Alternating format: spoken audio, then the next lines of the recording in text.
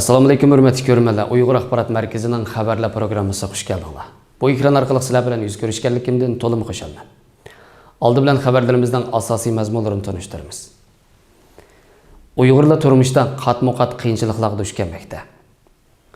Xitoy Uyg'urlarni davomli bostirish bilan bir vaqtda Amerikani irqchilik bilan aybladi. Olma shirkati Xitoydagi app ambiridan Qur'oni Karim yumshoq detalni o'chirib o'tgan. Kengash palata a'zosi Marco Rubio prezident Joe Bidenni kelimat elchisi John Kerryni vazifasidan olib tashlashga chaqirdi. Xitoy organ tijoratini davomlashtirmoqda.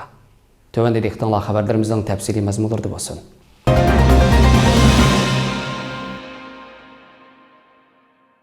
(2021 yil 10 ayning 17 kuni Uyg'ur axborot markaziga kelgan uchurda bildirilishicha, qish kirish oldida Sharq Turkistondagi Uyg'urlarning turmushi qatma-qat qiyinchiliklarga duch kelgan. Virus bahonasida kishilarni sirtqa chiqishdan cheklash sababi bilan ili tavasidagi Uyg'urlar eng zarur turmush lozimatliklaridan o'tin, ko'mirmi yo'q holatda qolgan.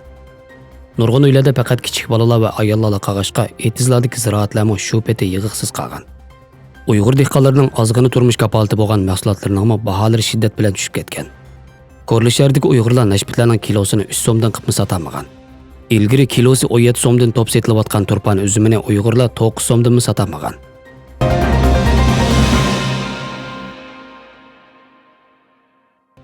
Amerika Fox xabarlar torining 11 oktyabrdagi xabariga qaraganda, Xitoy Tashqi ishlar ministrligining bayonotchisi Zhao Lijian dunyo irqchilikqa, irqiy kamsitishga, chet elliklarga bo'lgan o'chmanlikka va shuning aloqador yeklash qilmishlariga qarshi turish yig'inining 20-yillik munosabati bilan so'z qilib, irqchilikni butunlay yo'qotmaslik jihatdagi mag'lubiyatning javobgarligini Amerikaga atgan.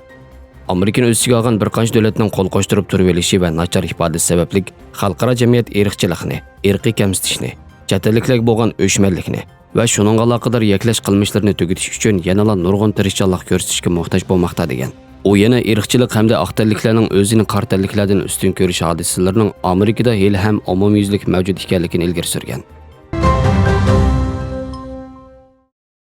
BBC torining 16 oktyabr xabar qilishicha, Olma shirkati Xitoy doiralarining talabiga binoan o'zining Xitoydagi app ambiridan dunyo miqyosidagi eng dongli Qur'oni Karim yumshoq detallardan biri bo'lgan Qur'oni Majidni o'chirib o'tgan bo'lib, BBC torining egilishicha Xitoy doiralari mazkur yumshoq detalda atalmish qonunsiz diniy mazmunlar borligini ilgari surgan.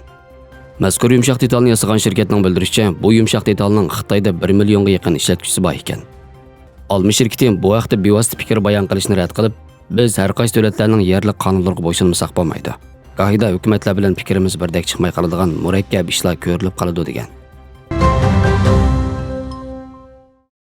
Fox xabarlar tori 15 oktyabr Amerika Kengash palatasining Cumhuriyetçiler Partiyasidan bo'lgan a'zosi Marco Rubioning maqolasini e'lon qilgan bo'lib, maqolaga ko'ra Washington hurlik Mike Tory 14 oktyabr Amerika kelimat elchisi John Kerry va uning ayolining Uyg'urlarning kishilik huquqlariga dafsanchilik qilish qilmishlariga, jumladan Uyg'urlarning majburiy emgak selinishiga ishtirok qilganlik sababli Amerika hukumati tomonidan qor tizimga kirgizilgan Gowling guruhiga $1 million mablag' saqlanganligini oshkorlagandan keyin Marco Rubio prezident Joe Bidenni John Kerryni vazifasidan olib tashlashga chaqirgan.